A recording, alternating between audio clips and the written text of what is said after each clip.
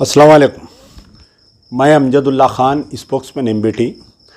आज जो है बोधन असम्बली हल्के में शंकर नगर एक मुकाम है, वहाँ पर जो है एक नाखुशगवार वाक़या पेश आया। एक 13 साला मासूम लड़की को जो है एक दरिंदा, रवि नामी दरिंदा जो है एक मासूम बच्ची के साथ रेप किया और मुसलसल कोई बोल रहे हैं 2-3 दिन तक ये रेप चलते रहा और लड़की के हाथ पैर बांधकर रेप किया।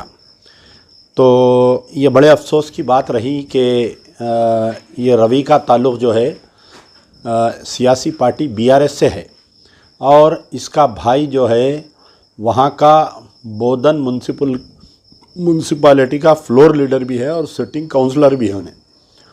तो ये वाक़या बड़ा ही बदबख्ताना है।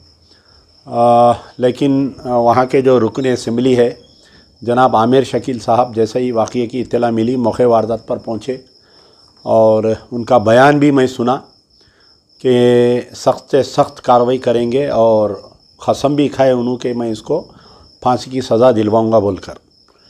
तो ये बड़ी अच्छी बात है कि आमिर शकील साहब वहाँ पर मौके वारदात पर पहुँचे और इतना बड़ा इक़दाम लिए कि वो फ्लोर लीडर और वो काउंसलर को पार्टी से मुअत्तल किए और आपके उसके भाई रवि को भी जो बीआरएस पार्टी से ताल्लुक़ रखता है उसको मुअत्तल किए।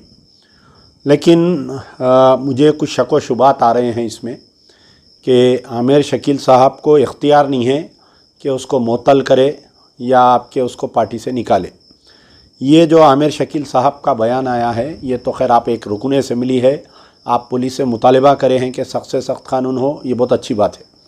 लेकिन ये मुअत्तली का जो है मुअत्तली और बर्खास्तगी का जो स्टेटमेंट है ये आपके सरबराह KTR जो वर्किंग प्रेसिडेंट है उनकी तरफ से आना चाहिए था। बड़े अफसोस की बात है कि इतना बड़ा वाक़या पेश आया। TRS का sitting councillor and floor leader का भाई इस केस में मुलविस है। तो इसमें सिवाय आमिर शकील साहब के स्टेटमेंट के और किसी का स्टेटमेंट नहीं आया। गौर करिए आप। वहाँ पर साबिक़ा रुकन पार्लियामेंट कविता मैडम है। तो आमिर शकील जैसा मकान पर गए थे, कविता मैडम भी उनके मकान पर जाना था या बयान देना चाहिए था उन्होंने, क्योंकि वो एक माँ है, बहन है, सब है, वो एक ख़वातीन है और एक मासूम बच्ची के साथ ये केस हुआ। कविता मैडम का बयान मैं सारे मीडिया में ढूंढ रहा था कि कहीं इनका बयान आया क्या।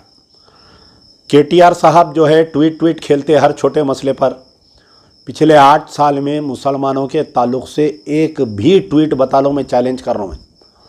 अगर ये रेप अगर कोई दलित की लड़की के साथ होता या कोई गैर मुस्लिम लड़की के साथ होता तो KTR साहब का फौरी ट्विटर आ जाता था। लेकिन ये वाक़या पेश आके तकरीबन 10 घंटे हो रहा, KTR साहब का ट्वीट नहीं आया अभी तक। KTR साहब इसकी मजम्मत करना चाहिए था, फ़ोन पे बात करना चाहिए था कमिश्नर से।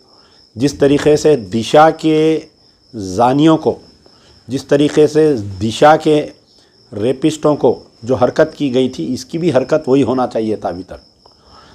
खैर बेचारे आमिर शकील साहब जो बहैसियत रुकन असम्बली उन्होंने कर रहे हैं, एक भाई की हैसियत से भी, क्योंकि मुझे ये मालूम हुआ कि इनकी अहलिया जो रुकन असम्बली साहब की अहलिया है वो इस क्योंकि ये लड़की के वालिद नहीं हैं तो हर माहाना कुछ 5 से 6 हज़ार रुपये कई सालों से इनको देते हैं।